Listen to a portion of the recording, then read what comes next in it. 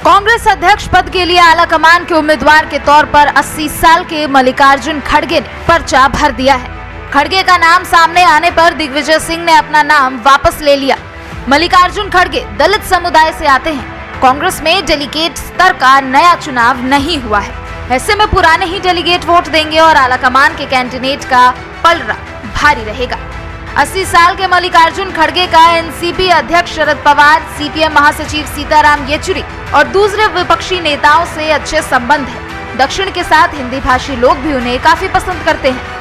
17 अक्टूबर को मतदान होगा और 19 अक्टूबर को नतीजे आएंगे।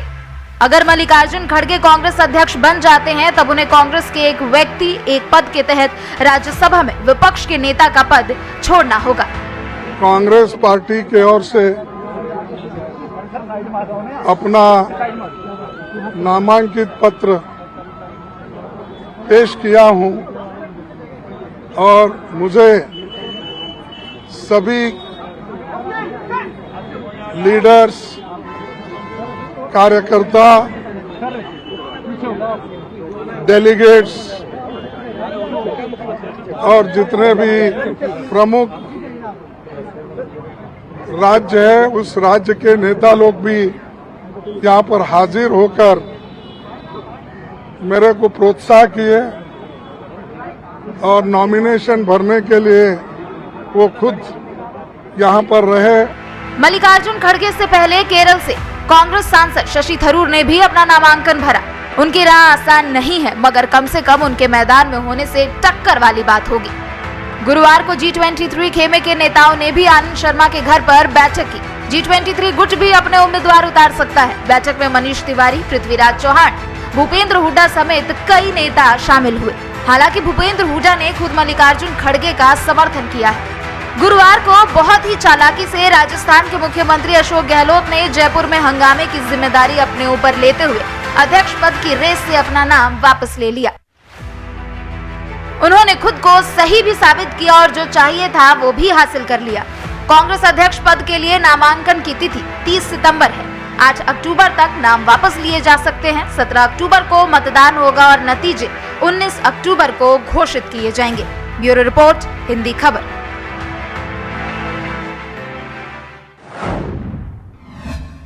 तो वहीं छत्तीसगढ़ में भी कांग्रेस राष्ट्रीय अध्यक्ष के चुनाव को लेकर राजनीति तेज हो गई है। बीजेपी ने कहा कि कांग्रेस ऐसी स्थिति में आ गई है कि नेता पार्टी अध्यक्ष पद से ज्यादा तवज्जो मुख्यमंत्री पद को दे रहे हैं। कांग्रेस ने भी जवाब दे दिया और कहा कि कभी अटल अडवाणी और आज मोदी शाह की पॉकेट की पार्टी कांग्रेस को सुझाव नहीं दी। उल्टे कांग्रेस ने पूछ लिया कि जेपी नड्डा का चुनाव कब हुआ, किन लोगों ने उन्हें वोट दिया और कौन से लोग चुनाव में खड़े हुए हैं।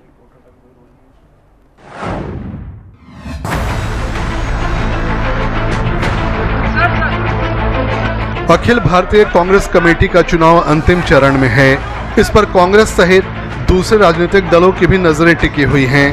छत्तीसगढ़ में भी लगातार कांग्रेस राष्ट्रीय अध्यक्ष के चुनाव को लेकर राजनीति तेज हो गई है। चुनाव तो कांग्रेस पार्टी के अंदर राष्ट्रीय अध्यक्ष का है, लेकिन भाजपा इस मामले पर भी कांग्रेस को घेरने का कोई मौका नहीं छोड़ रही है। पूर्व मंत्री और भाजपा विधायक बृजमोहन अग्रवाल ने भी इस मामले को लेकर कांग्रेस पर जोरदार हमला बोला। अध्यक्ष बनाने के लिए या बनने के लिए कोई तैयार नहीं है। ढूंढने का काम चल रहा है, खोज चल रही है। जिस पार्टी में राष्ट्रीय अध्यक्ष से बड़ा पद मुख्यमंत्री को माना जाता हो, उस पार्टी का तो मुझे लगता है अब जनता मालिक नहीं है। उस पार्टी की मालिक अब भगवान बचा है जो उस पार्टी को बचा सकता है। मैं तो आग्रह करूंगा कि पूरे देश में अगर कोई योग्य नेता कांग्रेस के पास बचा है तो हमारे मुख्यमंत्री भूपेश बघेल जी बचे हैं, जो 2.5 साल के मुद्दे के बाद भी अपनी कुर्सी को जिन्होंने बचा कर रखा है। और केरल वो क्यों गए हैं, किस लिए गए हैं, किस काम के लिए गए हैं, उससे छत्तीसगढ़ को क्या फायदा होने वाला है, जरा इसकी हम चाहते हैं कि छत्तीसगढ़ की जनता को जानकारी मिलना चाहिए। कांग्रेस ने तुरंत पलटवार किया और बीजेपी पर कई सवाल दाग दिए। मोहन अग्रवाल बताएं कि अभी अभी जेपी नड्डा को फिर से भारतीय जनता पार्टी के अध्यक्ष बनाने का निर्णय हुआ है तो जेपी नड्डा कब नामांकन भरे थे, कब भाजपा का चुनाव कार्यक्रम घोषित हुआ था, कौन कौन उसके लिए उम्मीदवार थे, कितने लोगों ने मतदान किया। अच्छा, जो संगठन कभी अटल अडवाणी का जेबी संगठन था, वर्तमान में अमित शाह और नरेंद्र मोदी का जेबी संगठन है, उस संगठन के नेता कांग्रेस जैसी लोकतांत्रिक पार्टी के राष्ट्रीय अध्यक्ष के चुनाव में टिप्पणी न करें तो ज़्यादा बेहतर है। हमारे यहाँ निचले स्तर से ब्लॉक से चुनाव होते हुए आया है, जो अब राष्ट्रीय अध्यक्ष के चुनाव तक गया है। जहाँ तक श्री भूपेश बघेल का सवाल है, तो भूपेश बघेल जी ने स्वयं स्पष्ट कहा था कि पार्टी में बहुत सारे उनसे ज़्यादा अनुभवी लोग हैं, और भारतीय जनता पार्टी छत्तीसगढ़ में भारतीय जनता पार्टी भूपेश बघेल से घबराती है। उनके कद का भाजपा में कोई भी नेता नहीं बचा हुआ है, इसलिए बृजमोहन जैसे नेता इस प्रकार की टिप्पणी करते हैं।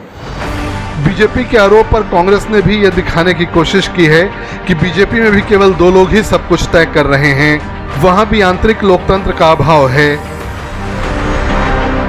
सुमेश पटेल, रायपुर, हिंदी खबर।